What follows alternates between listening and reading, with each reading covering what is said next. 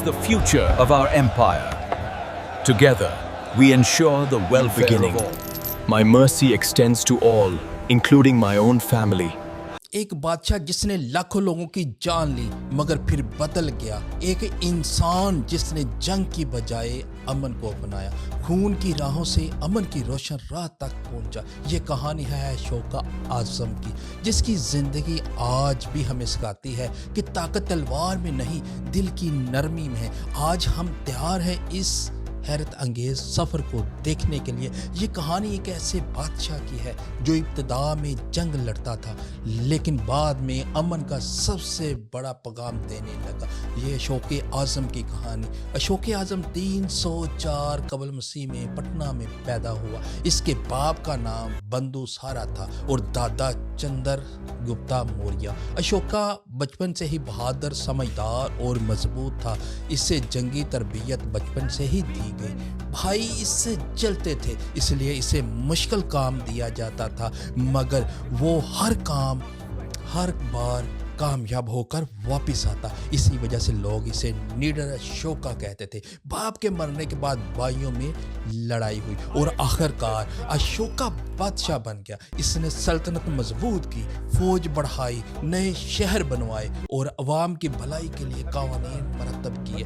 اشوکا کی خواہش تھی کہ پورا برصغیر اس کے حکم میں آ جائے, اس لیے اس نے اپنی فوج کے ساتھ مختلف علاقوں پر قبضہ شروع کیا. وہ سخت تھا, دانشمند تھا, وہ فیصلہ کرنے میں تیز تھا. اس نے فوج کے سربراہوں کو سخت ہدایت دی سلطنت کے ہر حصے میں نظام قائم کیا جائے, تعلیم, نصاب, انصاف, عوامی سہولت پر زور دیا جائے. بڑے منصوبے شروع کیے گئے, قلعے بنوائے گئے, سڑکیں بنوائی گئی, پانی کے ذخائر تعمیر کروائے گئے, ہسپتال اور تعلیم کے مراکز قائم کیے. اس نے حکمت اور طاقت کے ذریعے پورے ملک میں خوف بھی قائم کیا اور احترام بھی. اشوکا نے کئی جنگیں لڑی اور ہر جنگ میں اس کی فوج غالب رہی. اسی دوران اس نے کئی علاقے فتح کیے مگر اس کے دل میں ایک بڑی خواہش باقی تھی. وہ چاہتا تھا کہ سلطنت مکمل طور پر منظم اور پر امن ہو. اسی دوران کلنکا پر حملہ ہوا. کلنکا آج کا انڈونیشیا, وہاں بہادر لوگ آزادی کے لیے لڑتے تھے. اشوکا نے سوچا یہ جنگ آسان ہوگی مگر سب سے خونی اور مشکل جنگ ثابت ہوئی. زمین خون سے سرخ ہو گئی, لاشیں بکھری پڑی ہوئی تھی, بچے عورتیں رو رہی تھی. 1 لاکھ سے زیادہ لوگ مارے گئے, ہزاروں زخمی ہوئے, پورا علاقہ تباہ ہو گیا. یہ منظر دیکھ کر اشوکا اندر سے ٹوٹ گیا. اس نے کہا اگر یہ جیت ہے تو میں ایسی جیت نہیں چاہوں گا.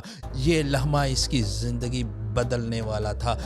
اس نے اعلان کیا کہ اب وہ کسی پر حملہ نہیں کرے گا. اس نے بدھ مت پڑھنا شروع کیا. اسے رحم, محبت اور امن کی تعلیم اچھی لگنے لگی. وہ روز بھائیوں سے ملتا, سوال کرتا, امن کی بات کرتا, سیکھتا. اس نے قیدی آزاد کیے, بھائیوں کو معاف کیا, عوام کے مسائل حل کیے. اسی دن لوگ اسے اشوک اعظم کہنے لگے. اس نے سلطنت میں اصلاحات شروع کی, سڑکیں بنوائی, درخت لگوائے, کنویں کھدوائے, مسافر خانے تعمیر کروائے, جانوروں کے علاج کے مراکز کھولے. اس نے ستون بنوائے جن پر اخلاق, امن اور انسانیت کے پیغامات لکھے گئے تھے. یہ ستون آج بھی اس کے امن کے وعدے کی علامت ہے. اس نے اپنے بیٹے اور بیٹی کو سری لنکا بھیجا جہاں انہوں نے بدھ مت کی تعلیم پھیلائی. اس کی ایلچی چین, نیپال, برما اور دیگر ممالک میں گئے اور امن کا پیغام پہنچایا.